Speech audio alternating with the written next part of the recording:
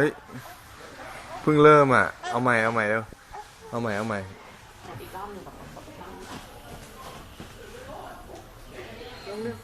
ดูสิลงเองเลยเหมือนไม่จับแล้วนะ1 2 1 2ทำไมมันอยู่ตรงนั้นล่ะไปไหนอุ้ยโค้งเหน่งนะเห็นไหมผ่านตรงนี้ก่อนไหมผ่านตรงนี้ก่อนไหมผ่านกันไหมโค้งเหน่งเห็นไหมโค้งเหน่ง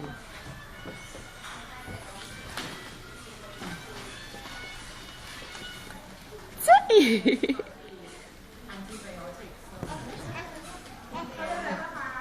ของพี่เขาไงหนูก็มีไงคะหมีน้อยหนูก็มีหมีน้อยนะ ชุดนี้เขาน่ารักมากเอ๊ะ